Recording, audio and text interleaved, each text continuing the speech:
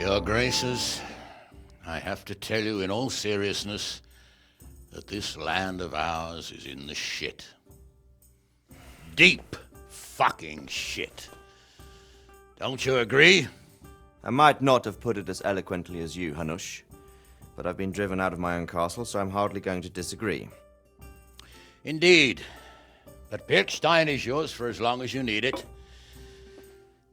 There's room enough for your men and you here at Rattay, and I'm sure my ward won't have any objection to me lending you his castle. I'd be honoured. Pirkstein is at your disposal as long as you wish, Your Grace. Just as well you have another castle at the other end of town, eh? At any rate, I'm beholden to you, Sir Hans, and to you, Sir Hanush. I don't like to speak ill of your people, Sir Radzig, but, well, there's no love lost between the townsfolk and the refugees. There's been talk of criminality. No, they'll have to get used to it until the situation's resolved. But when will it be resolved? And what on God's earth is this war even about? I won't lie, sir. I don't understand it. You aren't alone, Father. I believe Sigismund's original intention was to persuade Wenceslas to accept the imperial crown and to leave the rule of Bohemia to him. Who could blame him? I know Wenceslas is a friend of yours, Radzig, but even you have to admit he brought it upon himself. I can't deny the king neglected affairs of state for other pursuits. There is a need for order in the land, but I don't think the lords who sided with Sigismund realized just what Hungarian order looks like. Hungarian order. What concerns me, sir, is how a good Christian could resort to such brutality. To give him his due, I don't think he expected the lords of this country to stand behind the king. But thanks to him, we're tearing ourselves apart, and now he has to get things under control. But why in God's name does he have to use those barbarians? Money is the root of all evil, young sir.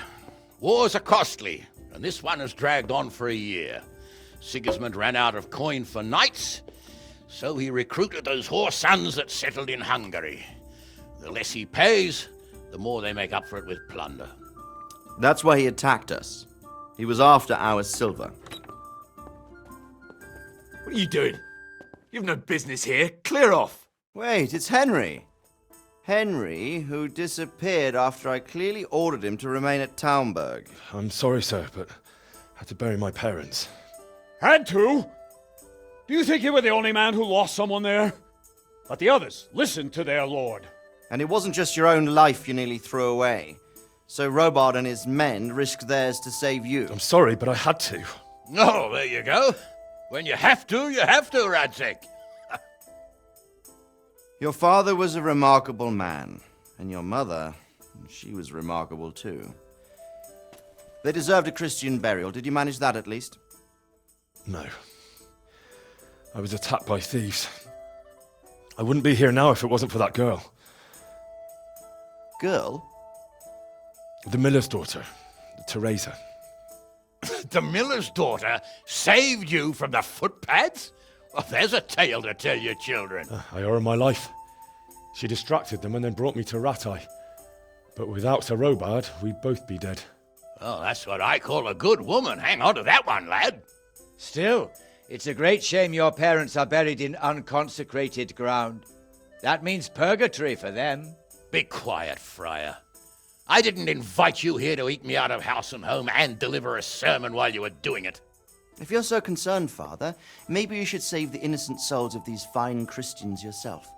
Go to Skalitz and consecrate their graves. I assure you, if you're killed by bandits, your soul will soar straight to heaven, as long as someone buries you in consecrated ground first. If there's anything left to bury, that plump carcass of yours would be quite a feast for the wolves and the crows. And one skeleton looks much like another, so how would we know which were your ordained bones or those of Sigismund's Tartars? Be that as it may, why have you come here? I must get your sword back. Sword? My sword hangs here at my side. No, the sword my father forged for you. One of those thieves stole it from me. They almost killed him and he already wants to go back. Takes after his father, I suppose. Lad, I've lost a castle, a village, silver mines, and a good half of my subjects. Why would I miss one sword? Because it's the last one my father forged, and I promised him I'd deliver it to you. I understand. I'd feel the same way. But prudence is the better part of valor, and a dead man keeps no promises. Aye. The woman had to save his fat from the fire, and now he wants revenge. What kind of fool are you, boy? He's no fool.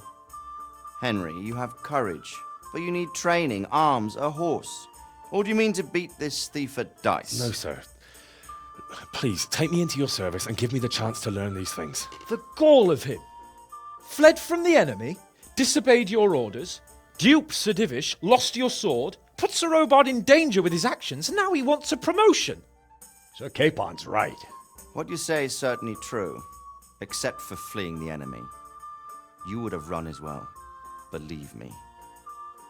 Henry's earned some punishment, but how do you punish someone who's already lost everything? Courage and blind obedience are good qualities for a soldier, but a wise man also appreciates loyalty, perseverance, and determination.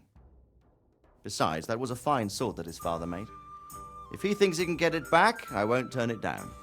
My lord, he's a peasant. You can't make a squire of a peasant. Why not? Someone made a priest of a pig. He isn't a peasant, father, he's a blacksmith, and recent events have left me in need of his skills. So, you'd like to enter my service? Sir, Yes, I would. You won't regret it. Oh, I probably will. I'm doing this for your father, lad. Don't disappoint me. Oh, fortune has finally smiled on you today, lad. Make the most of it. Now that I think about it, Sir Hanush, the boy needs training and experience, and you need spear carriers. That's true. The bailiff is always complaining about your people making trouble in the camp. Maybe one of their own among the guard might help. It might. In any event, it will prove valuable experience. But let's be clear, you're the one paying him. Captain Bernard, see to his training, and then send him to the bailiff. Yes, sir. And don't spare him. You can rely on it, sir. Don't forget, Henry. Don't disappoint me. I won't, my lord.